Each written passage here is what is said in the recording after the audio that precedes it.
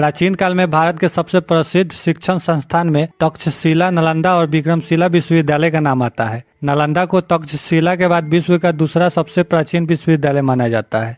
9वीं शताब्दी से 12वीं शताब्दी तक इस विश्वविद्यालय की रेपुटेशन दुनिया भर में फैली हुई थी, लेकिन अब यह एक खंडर बन चुका है जो अब सिर्फ पर्यटन स्थल के रूप में है।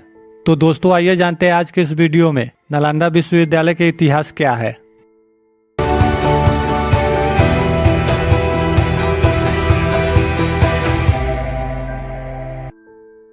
नालंदा विश्वविद्यालय बिहार की राजधानी पटना से लगभग 90 किलोमीटर दूर नालंदा जिला के राजगीर नामक स्थान के पास में स्थित है। इस विश्वविद्यालय की स्थापना 5वीं शताब्दी में की गई थी, जिसका श्रेय गुप्त शासक कुमार गुप्त प्रथम को दिया जाता है। इस विश्वविद्यालय की स्थापना का उद्देश्य ज्ञान और आध्यात्मिकता को विश्व में प्रचार करना था। नालंदा विश्वविद्यालय का इतिहास का मुख्य स्रोत है चीनी यात्री हेनसांग और त्सिंग के द्वारा लिखी गई किताब। ये दोनों 7वीं शताब्दी में भारत आए थे। इन दोनों ने चीन लौटने के बाद नालंदा के बारे में विस्तार से लिखा और इसे विश्व का सबसे बड़ा विश्वविद्यालय बताया।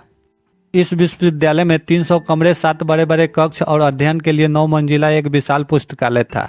इस विश्वविद्यालय में विद्यार्थी के लिए छात्रावास की सुविधा उपलब्ध थी। पानी की सुविधा के लिए कुआं हुआ करता था तथा अन्य सुविधाएं भी वहां पर उपलब्ध थी। नालंदा विश्वविद्यालय में अध्ययन करने वाले छात्र से किसी भी प्रकार की शुल्क नहीं लिया जाता था, इसलिए नालंदा विश्वविद्यालय को विश्व का प्राचीनतम आवासीय विश्वविद्यालय का दर्जा प्राप्त है। चीनी यात्री हेनसांग के अनुसार इस विश्वविद्यालय में 8वीं शताब्दी से 12वीं शताब्दी के बीच दुनिया के कई देशों से छात्र पढ़ने आते थे। उस समय इसमें तकरीबन 10,000 विद्यार्थी थे, जो भारत के विभिन्न क्षेत्रों के अलावा कोरिया, जापान, चीन, तिब्बत, इंडोनेशिया, फारस और तुर्की से आते थे, और लगभग 2000 अध्यापक थे, जिनमें प्रसिद्ध अध्यापक शिलभद्र, धर्मपाल, चंद्रपाल, गुणमती और स्थिरमती आदि थे।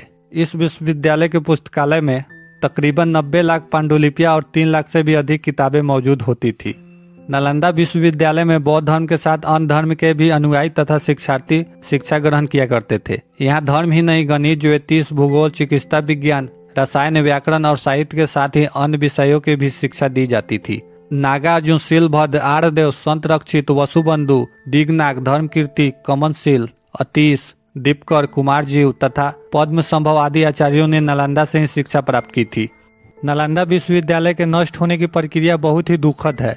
भारत उस समय मुस्लिम आक्रमणों का सामना कर रहा था। सन 1199 में तुर्क आक्रमणकारी बख्तियार खिलजी ने इस विश्वविद्यालय को जलाकर पूरी तरह से नष्ट कर दिया। कुछ इतिहासकार बताते हैं कि इस विश्वविद्यालय में इतनी किताबें थी कि पूरे 3 महीने तक आग धधकती रही थी। इस विश्वविद्यालय की लाखों जलाई गई पुस्तकों के कारण बहुत सा ऐसा ज्ञान विलुप्त हो गया जो आज दुनिया के काम आता। नालंदा विश्वविद्यालय के अवशेष और इसके ऐतिहासिक महत्व को संरक्षित करने के लिए यूनेस्को ने 15 जुलाई 2016 को इसे वर्ल्ड हेरिटेज साइट में शामिल कर लिया। यूनेस्को की इस सूची में शामिल भारतीय धरोहरों में नालंदा विश्वविद्यालय देश का 33वां और बिहार का दूसरा धरोहर है। दोस्तों, उम्मीद करता हूँ कि आपको यह वीडियो पसंद आया होगा। ऐसे ही वीडियो देखने के लिए चैनल को सब्सक्राइब कर ले। धन्यवाद।